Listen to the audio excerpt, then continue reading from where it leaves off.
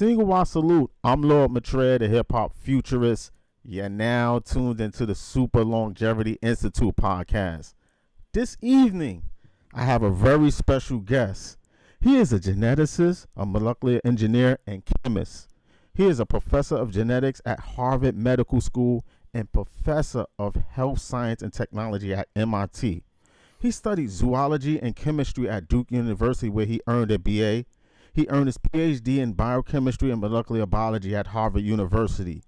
He helped initiate the Human Genome Project in '84. He is the co-inventor of nanopore sequencing. His technology transfer from his Harvard lab resulted in the first bacterial genome sequence, the human pathogen Helicobacter pylori. Did I say that right? Pylori. Yep. Okay. Ladies and gentlemen, hip hop futurist, transhumanist worldwide, Dr. Church. It's a pleasure to have you on. Thank you for coming.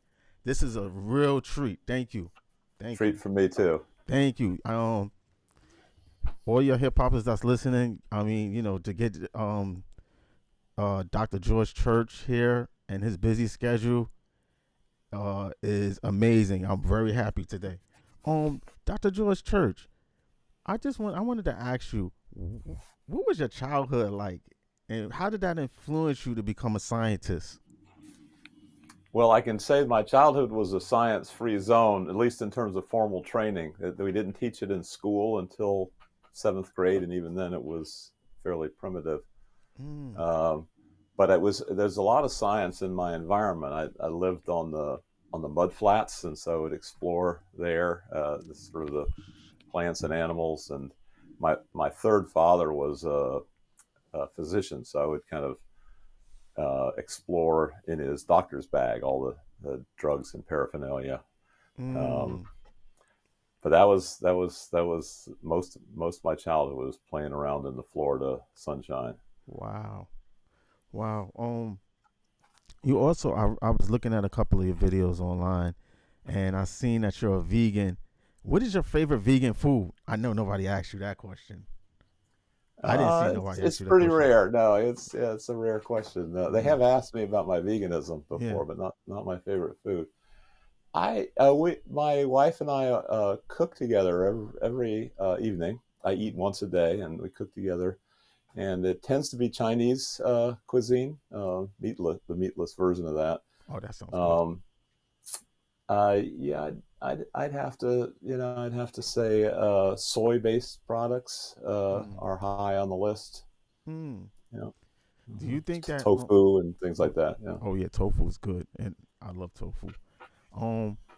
Do you think that veganism is a healthy choice for most people?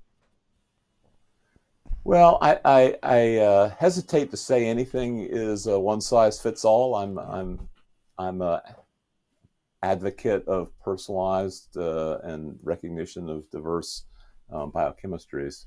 Yeah. But yeah, I think it's among the few things that most people can get around, can adapt to. There are some people that have meat allergies, for example, or some people that have high cholesterol or other reasons to avoid meat. There's some foods that some vegetable matter that diabetics should be cautious about. Really? But I think it should be customized. But most people can deal with it. You have to make sure you have some source of vitamin D, B12, and omega-3 fatty acids. Those are all vegan available, but you have to make sure you're getting them. How do you even get omega fatty acids if it's not? There's a vegan source for it? That's an interesting question. Essentially, all omega-3 fatty acids are from algae. They make they make their way into salmon because salmon eat plankton that eat that makes sense. Oh yeah, that's true. Okay. Yeah. Oh, all right. But how? Wow, I wonder how does that convert to fat? They just concentrate it. But anyway, you can get algae derived omega-3. Oh wow, that's interesting. I didn't know that. All right. Wow. Yeah. Um, for, for some. B12 is another interesting one. Oh It's yes. made by bacteria. It's not made by plants at all. It's Hmm. made by bacteria. It's not made by animals, but they'll concentrate it from bacteria, and they're the ones that mainly need it. Mm, you what is synthetic biology for all my people out there who don't really know? They don't haven't had much contact with science outside of high school, and they probably forgot. They didn't go back to it. You know, what's the field of synthetic biology, and what problems would that field solve? Some possibly, and probably already have. Yeah, well, synthetic biology wasn't a thing when we all went to high school. That's true. It's only now that it's starting to make it into the high schools, and we have an annual competition for high school and college students around the world called iGEM. But anyway, Oh, synthetic biology is like synthetic chemistry or engineering in general. It's engineering biology, and that can be very broad. It can range from um, making sometimes called recombinant DNA. That's kind of an older version of genetic engineering. You can make uh, plants that produce vitamin A, which about 1 million people die per year worldwide from vitamin A deficiency, mostly in poorer countries that can't wow. afford it. That's one example of what one can do with synthetic biology. At the other extreme, you can make organs for transplants for because there's a worldwide shortage of transplant organs. And there are all kinds of interesting things in between that we could talk about. Wow, very interesting. And I seen something else, and this reminds me of the brother that has the gaming system called Demon Paw. I think he changed the name. Um, but what is nanopore sequencing? I know you had something to do with that, and Oh, right. Yeah, yeah, yeah. what? So uh, this was a among several crazy ideas that I had maybe 2 decades ago that in this particular that were rejected or at least somewhere between humor and rejection.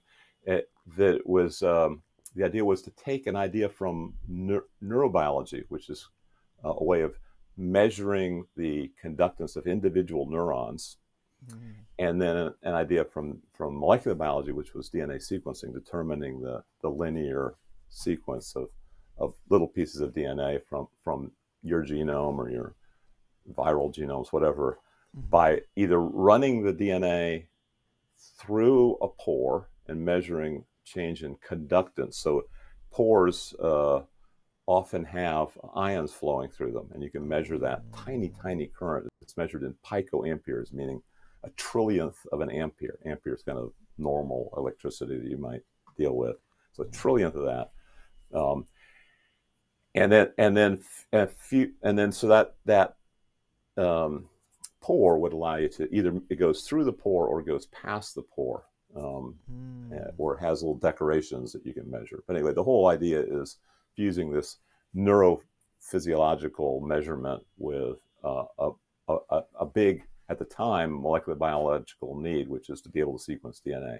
And we still have that need. It's grown by a billion fold, but there's a lot of sequencing going on in the world that people may not be aware of. well, I guess since we're on the subject of sequencing, should people or should people get their personal genome sequence? I've been wanting to do it for a while, Yeah. just because I thought it was cool. But Well, you were very wise to wait. yeah, And I don't think there's not a one size fits all answer here. Depends mm, on the person's needs. But you shouldn't assume that you're safe just because nobody in your family has ever had a genetic disease, because mm, most people that get a genetic disease are the first one in their family because their mother and right. father will be carriers. And these can be all kinds of serious diseases that you may have heard of, like Tay-Sachs is one that's devastating in the Ashkenazi communities, or was until they adopted screening.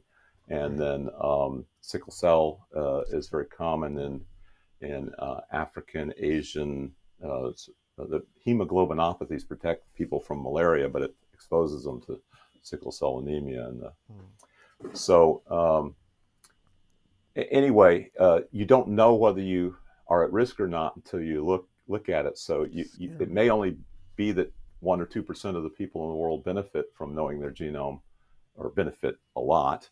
Everybody benefits a little bit, but you don't know if you're in that 1 or 2%. So I recommend that everybody consider it, because everybody at first blush has a chance of Wow. benefiting from it a big time. I mean, we're talking millions of dollars, and a lot of pain and suffering, and very often very early death if Wow. you don't know your genome. Wow. That's like peeking underneath the hood to find out what's going on with you. It's like Yeah. real powerful tool. It's like, oh man. It's scary too because you're gonna find out potential things that may take you out, right? But Well, hopefully you can tell your physician that you only want to learn things that you can stop. That's mm, totally, you should have at least that good a relationship with your physician or your healthcare workers. You just say, look, I want to learn my genome, but I only want to work on the actionable parts, the things that I can do something about. mm, And a huge fraction of them are actionable. Almost wow. all of them have something you can do about them. If not for you, then for the next generation. And then wow. In the news, they keep hearing things in the news about CRISPR, and when it hits the inner city, when it hits the hip hop culture, we get confused about it because the media tends to sensationalize things and blow things up to things to get readership. But what do you think? What's good? Tell my audience what's CRISPR technology and what are the possible things that it may solve? Because I think that's what things that most people need to know. Yeah, well, so CRISPR is kind of one of these iconic things. Hmm. It's like you wouldn't say the Beatles was the whole thing about rock and roll. They're kind of an icon that appeals to certain fans. Right. And then or you might even blame them for the whole 1960s, right? And that's Hmm. very far from, there were many important predecessors in music, and successors. Um, and the same thing is true for CRISPR. It's just one of a assembly of things. But what can Hmm. these editors and sequencing is part of it. You need to be able to read in order to write, Right. usually. Right. So what can this cluster of reading and writing tools do? Um, uh, well, I've mentioned too that we're done in analogous ways. The golden rice for vitamin A deficiency, Oh and yeah. sickle cell treatments, and organ transplants. Organ All transplant. of those are created with our new ability to read and write. And each Mm. generation we get better and better at it, easier, cheaper. In fact, the cost of reading and writing has come down about somewhere between 10 and 50 million fold. Mm. So there are very few technologies that improve that much in just about a decade. Yeah, that's true. Because I remember a decade ago, it was so much money to get your personal genome map. It was a lot of money. Um. It was $3 billion for the first one, which wasn't even Yeah. clinical grade. Today, you can get a clinical grade genome for $300. So Wow. 3 billion for a bad genome, a low quality genome, to 300 for a high quality one. So I'm it's a glad you big mentioned thing. that, Dr. Church, because a lot of people always say that this is only going to be for the rich and the wealthy. I hear a lot of this, but things become cheaper as they get on. Technology gets cheaper as they get universally adapted. So, That's um, right. yeah. Yeah. So that's this. And that's one of the driving forces of my lab, is to bring down the price so that we'll be affordable and accessible to everybody, Yes. in not just the poor people in rich nations, but the poor people in poor nations as well. Yeah. And so some things eventually go to zero. Mm. Probably the best example is a biotechnology. It's an ancient biotechnology, but it's a smallpox. So right now, no one in the world has to pay for smallpox drugs or smallpox vaccines or any Mm. treatment, because it's extinct, and it's extinct because of vaccines. Wow. And it was a horrible disease. It's this um, and it affected so many people in the world. It's just hard to believe from our current status where most people have grown up in a world where Wow. it just didn't affect them. So that's an example of something is $0 to all 7.9 billion of us, and we aspire to do that for all these other things. The cost of gene therapy category, so this is genetic engineering in a therapeutic form, that has also come down tremendously, so from 2.5 million, which is the most expensive drug in history, Wow. which is Zolgensma, to now one of the cheapest drugs in history are the COVID vaccines from Pfizer and Moderna, which are about, I guess the cheapest one is AstraZeneca, which is around $3. Wow. So again, it's about it's 3 million to 3, not quite as dramatic as, well, about exactly as dramatic Yeah. as the genome. So Wow. 3 billion to 300, 3 million to 3. You're a member of the deployment, it's a vaccination deployment collaboration. Wait, I wrote it down. Let me not try to remember it from memory. Oh, Rapid deployment. Radvac. Yeah. Yeah, Deployment Vaccine Collaborative yeah. Organization. What is that? I thought that was very interesting. What's that mission to do? It looks like it's. So so Radvac, it was related conceptually, not directly, to another project that Preston Estep and I helped start called the Personal Genome Project. And the idea was to make this accessible and understandable to everybody, to make the genomics revolution. And then Radvac was to do the same thing for vaccines, to make vaccines accessible and understandable. So Yeah, that's we brought important. down the cost of a vaccine to 25 cents or so, Mm. which was a big deal back then before we had the $3 AstraZeneca, Mm. which is pretty. But also to explain how you do it basically in your kitchen, um, and to make it easy so you don't need to have a shot, you have it intranasally, which for COVID is Mm. particularly important because the mucosal linings of your sinuses and lungs is really the first entry point for this Yeah. disease. It is almost all respiratory. Mm. And so when you get it intramuscular with an injection, that protects your blood, which eventually gets to all parts of your body. But this Wow. was it's easier for some people, find it less invasive to have a nasal route. So we're still working on getting that into clinical trials. Um, it may it may be too late for COVID, but it might be just Mm. in time for the next vaccine. Wow. Um. Yeah, because I seen it. And I said I'm gonna ask Dr. Church about this because there's so much things going on as far as this vaccination and the pandemic. I said I just thought I would bring it up. Yeah. Um. What's a day in the lab for you? Like I always think to myself, what's a day in the lab like for Dr. George Church? Like, Well, it depends on the day. I mean, oh, on a rare day, I will actually get to the bench and do experiments. And More commonly, I'll be working on a computer. mm, So I do both, or talking to people about mm, their experiments. wow, Those are the three main activities, sort of in increasing order of frequency.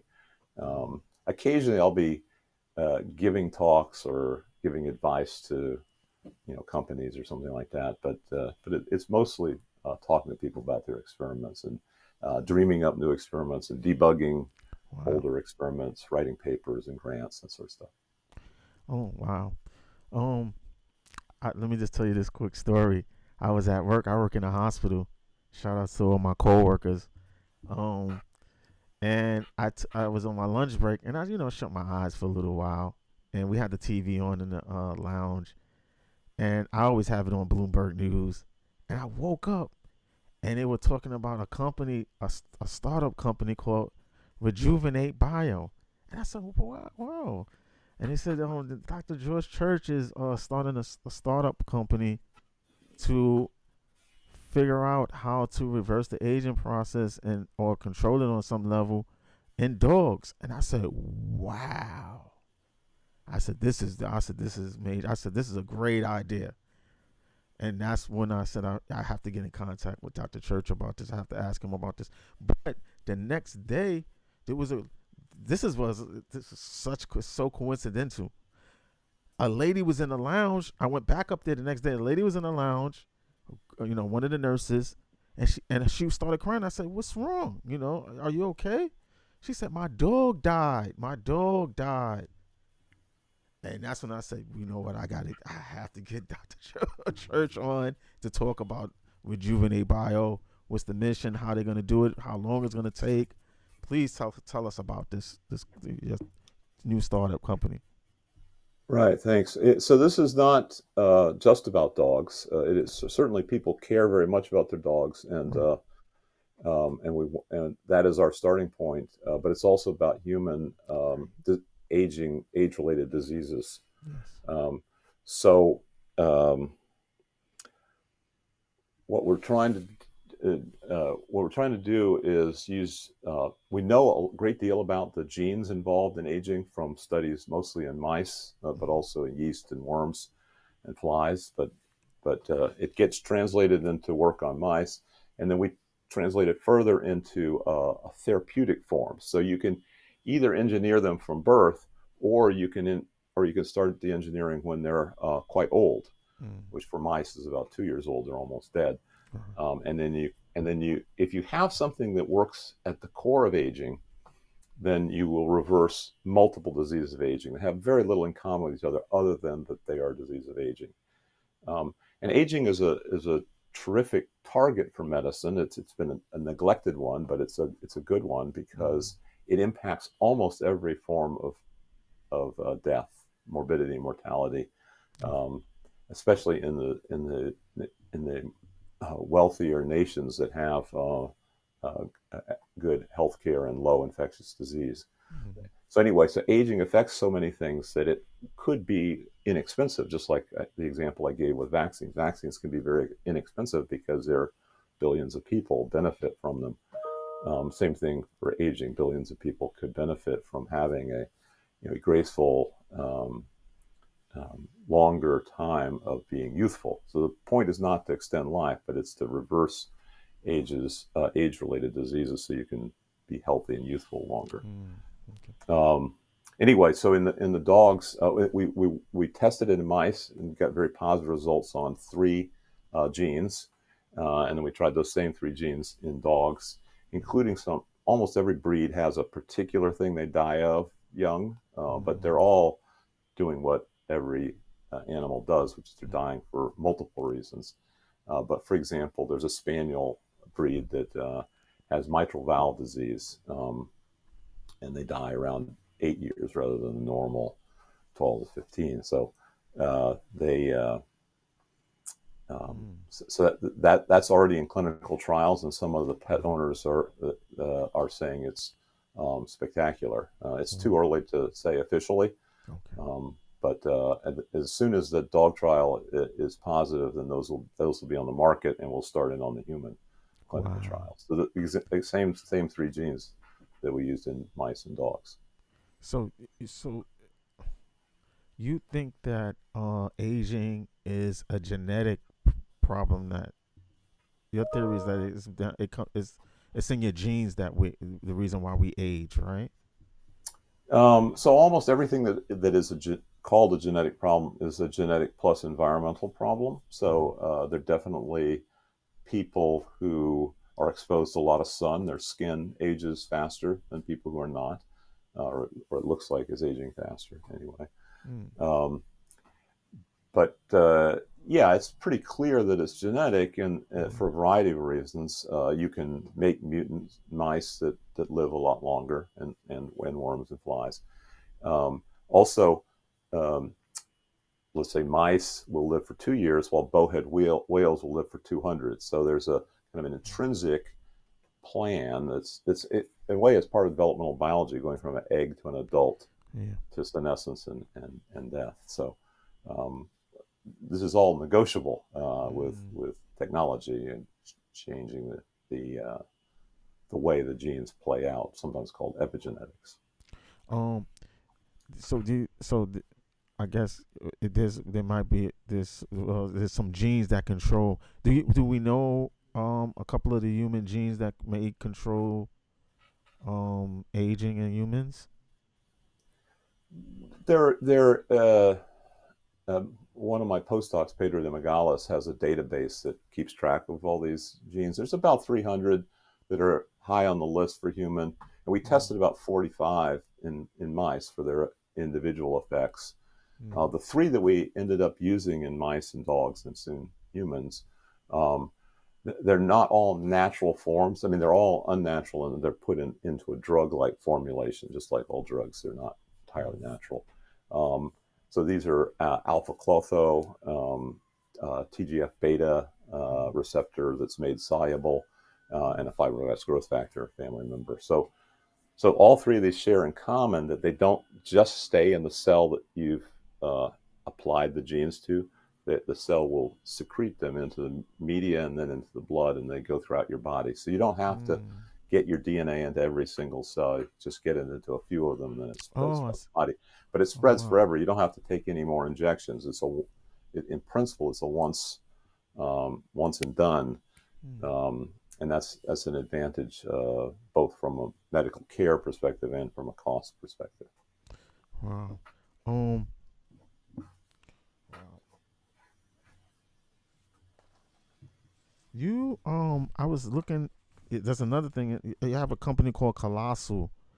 Um, and you want to create like a hybrid between the mammoth and the East Asian elephant. What's the Yes. purpose of bringing trying to create a hybrid animal that is cold resistant?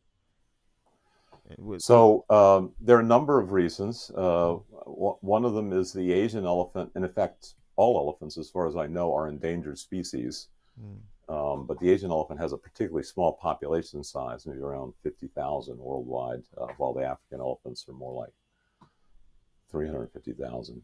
mm, Actually, I think you got my book up here.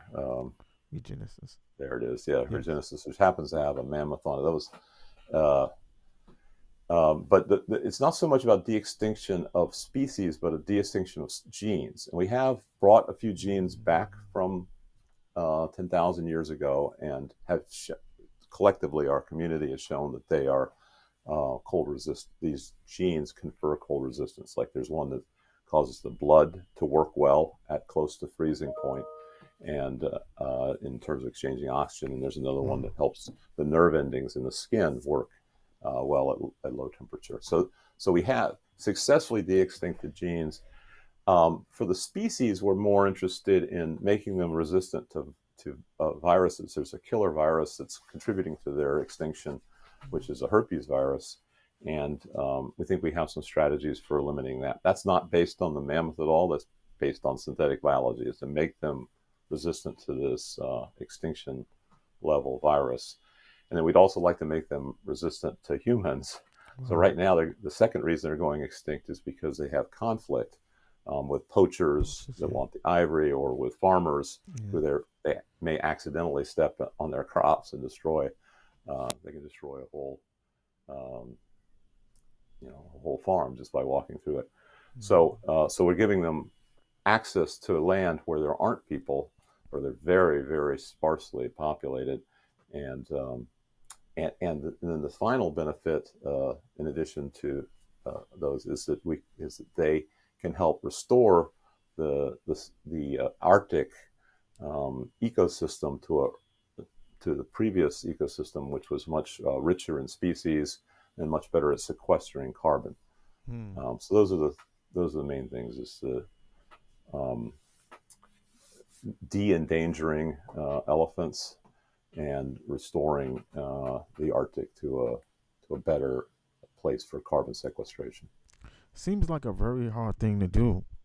Um, how long would this take? You think? I know you get this question a lot, but how long would Yeah. you?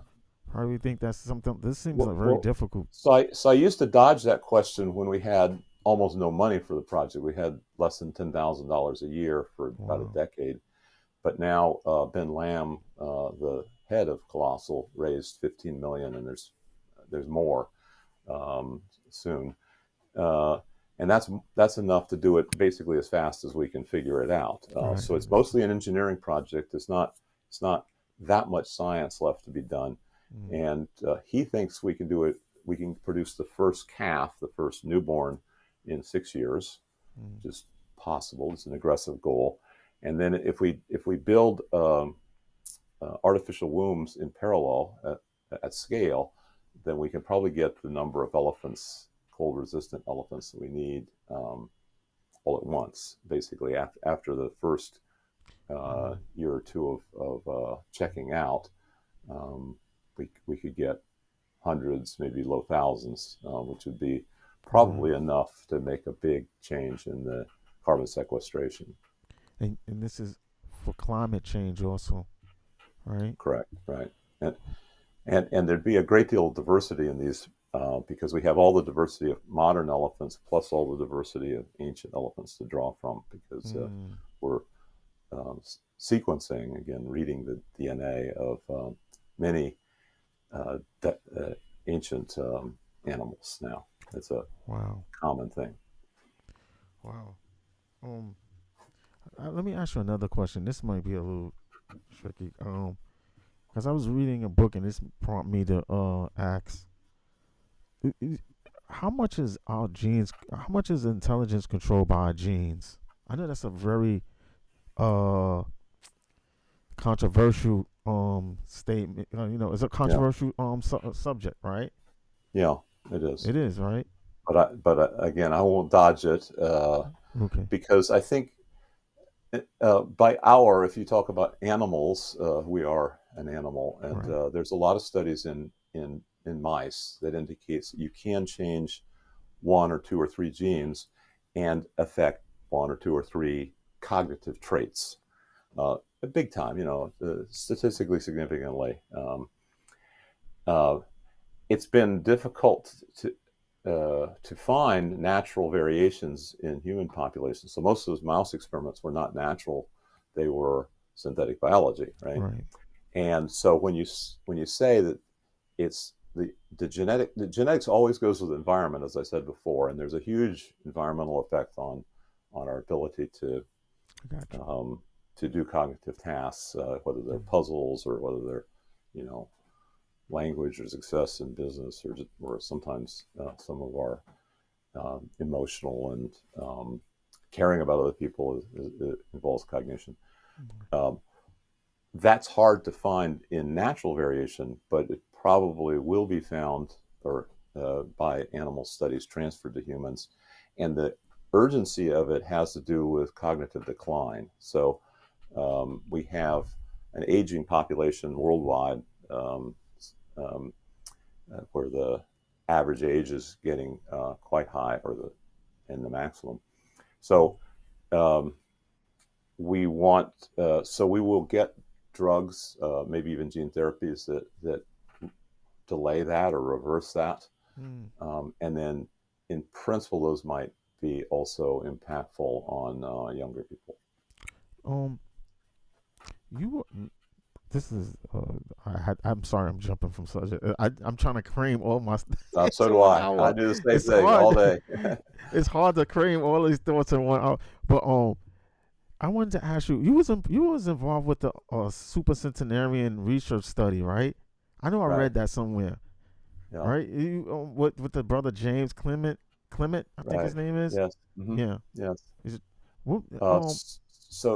So he's now running an institute in Florida that's dedicated to actual turning these into therapies. But it started as just observational. We're asked, why do some people, maybe 100 people at any given time in the world, live past 110 years? So centenarian is living past 100 years, which is quite an achievement, since sort of average longevity is about 85.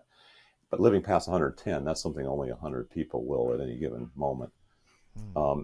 And there are genetic and environmental components, and some of the environmental components that my colleague Preston Estep wrote a book about were iron in your diet. That isn't always good for you.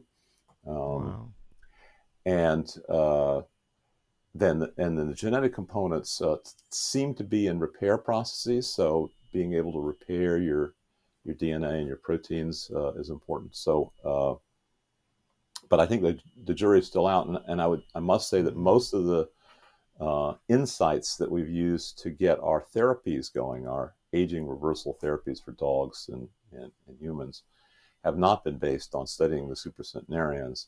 They've been based on a broader set of studies, including animals and cells, even in culture. But together, they provide a huge database that I mentioned earlier, where it looks like 300 genes are worthy of looking at, and at least 3 of them we have already in moving through clinical trials in dogs. Are you doing anything special to stay healthy in your personal life? What are some of the things you're doing to stay healthy? I can imagine. Yeah. So let's see. I don't think that necessarily what I do is a recommendation for other people, because again, I don't believe in the one size fits all. Right. But the veganism certainly works for me because I do have inherited high cholesterol. So that is one of many advantages. Yeah. I am narcoleptic, so I take naps, and I think naps are good. Yes. I exercise, which that's almost a one size fits all Yeah. recommendation. There are certainly people who have to be cautious about the way they exercise and the amount that they do. And I take statins also for my cholesterol. Metformin because I'm a pre-diabetic. But again, these depend on your actual health status. So if you don't have a cholesterol risk and you don't have a diabetic risk, then those are not necessarily recommended. Although studies are ongoing to see whether there's a kind of a general benefit. Metformin. Like, have you heard about the stuff they've been saying about metformin as far as it trying to pass for something that might have some anti-aging? I hate to say that word, but have some type of health benefits that can help us live longer. Well, it certainly has health benefits for diabetics and pre-diabetics. That's been shown, and it's available. Millions of people benefit from that.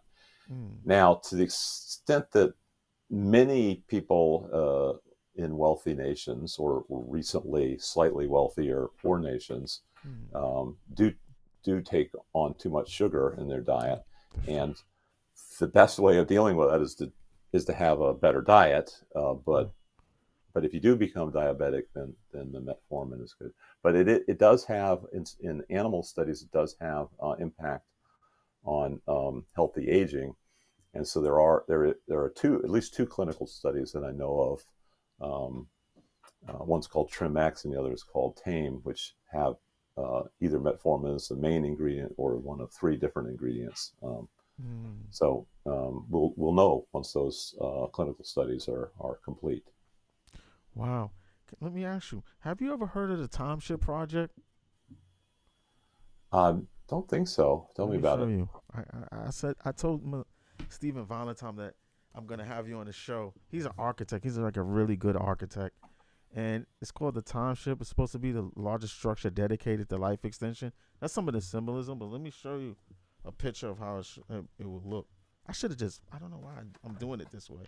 I could have did it a better day. I could have just pulled it up digitally so you could see it. But no, it's cool that in our increasingly digital world to have some real artifacts. Yeah, you're right. Right. Damn, I'm trying to. Yeah, he's the architect for the Township. I don't know if you can see this, but this is another model.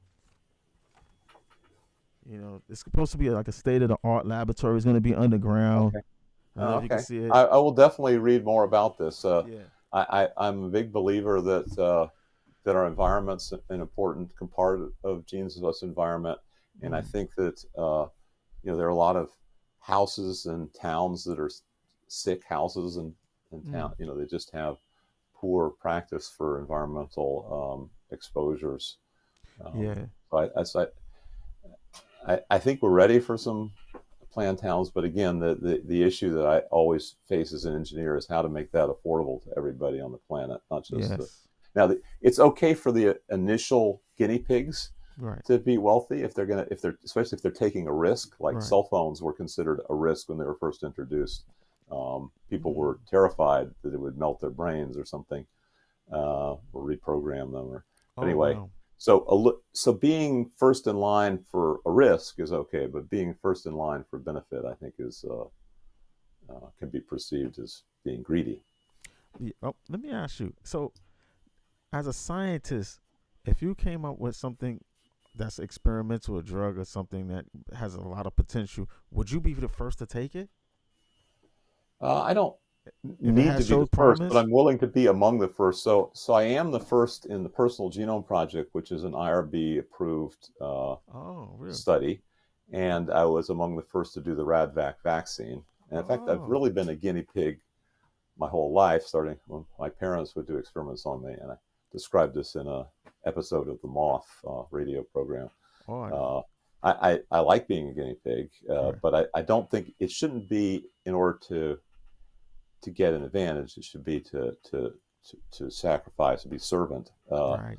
So, for example, Barry Marshall had a theory that Helicobacter pylori, which you mentioned at the beginning of the show, caused ulcers and stomach cancer. Wow. Um, and nobody believed him. And so he made a pure flask of it and drank it, and he caused ulcers and he took a risk of getting stomach cancer. And then he took antibiotics and cured himself of it, and his ulcers went away. Wow. And then he did it again. Um, and so he was a guinea pig, just as I am in my studies. And then he later got the Nobel Prize for that. But that's just beside the point. I don't think that was his motivation. It was to get people thinking right about ulcers, because up to that point they think, well, Mm, all I have to do is take antacids or something like that for my ulcer, right. or have to have a calm lifestyle. When in fact it was this bacterium, which is present in a huge fraction of the population, maybe half or more of the world has some of it. Not all of it. Not all the strains are pathological, or not all the people. Mm. Uh, but anyway, that's an example of being, first in line for something that's risky. Yeah, I mention that because there's so much distrust in the world, and it's just in the country is and I don't like to see that. It's very dangerous to me because if we have things that can help people, and the scientists are coming out and saying this works and it's gonna help. It's a Yeah, lot of data, there's evidence on it, and people have distrust on it. They can, if there's some therapy or something that can help, and and if yeah, there's a vaccination or something that you need to take and you don't want to take it, I mean, yeah. it's not a good thing. And I think there's such a big gap between science and the general population. I would like to see more citizen science. That's what I would. That's my real goal is to help hip hoppers be inspired to become more citizen scientists. I think that's Yeah. very important. Yeah, I agree. I mean, that was our goal in Personal Genome Project and the Radvac vaccine, was to demystify it, Yeah, make it something. There's like other citizen science, like weather and breeding of plants and yeah, animals, and mm-hmm. looking at the stars. All these So, things are citizen science. We want to make things that are really crucial to your life, like your inheritance of diseases, not just your ancestry, but your disease inheritance, right. and your vaccination. That's something that you should understand.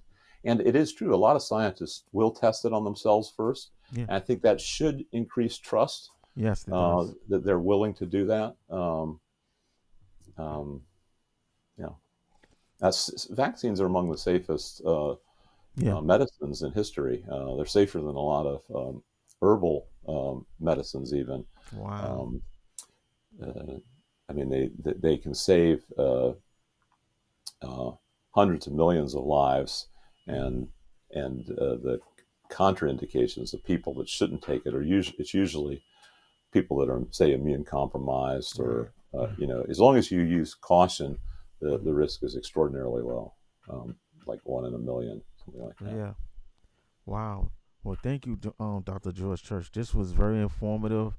I'm very extremely happy. You made my day today for coming on the show. I told all my hip hoppers, I'm gonna bring. You know who Dr.Church is? I said, you better. If you don't know, you better look him up. Yeah. You need to know Well, who he thank is. you for giving me this chance. I am Thank you. very dedicated to the citizen science that you are dedicated to as well. Thank Yeah. you. Dr. Joy. Oh, you know what? Before we head out, what advice do you have for young hip hoppers who want to get into this science field? They're young and they want to choose a career in science. What's some of the advice you have for them? I always have to ask that. Well, it's really um, there's a lot of ways to succeed, and most of them are not particularly difficult. Mm, I think they're creative. It's like music is creative. Science is a great opportunity for creativity, and there's a lot of opportunity to um, if you have good ideas, they get recognized. It's mm, not it's kind of a meritocracy where if you mm. have an idea, it's going to float to the top pretty quickly. Yeah. In contrast to some fields which are dominated by, like, let's say, the oldest generation, like in politics, tends to be dominated by people that are beyond conventional retirement age. Yeah. Uh, so, uh, so the advice would be, follow your dreams, and if you enjoy a particular branch of science, then dig into it. Try to Mm, find a mentor who knows something yeah. about it, someone that you admire from a distance, and you could start with an email, or you can um, or books. I started with picture books. Mm, There was a Time, Life, Science, and mm. Nature Yeah. series, 25 volumes each. And that was Mm. because I was dyslexic. I mainly looked at the Wow. pictures. So do whatever you can do and whatever Yeah. you like to do, and you'll pretty quickly find that science has a room for you. You can either be gregarious, people person, or you can be, a hermit. But Mm. there's room for both, everybody in between. Yes. Um, and same thing goes. You can either like math or not like math. You can Mm. like experiments or not like experiments. I mean, all of these are possible. So just Wow. just poke around, and you'll find something that fits. Thank you for coming to the Institute, Dr. George Church. Y'all. We out. Peace to everyone. Yeah, great to be here. Thank you. Thank you. Wow, that was great.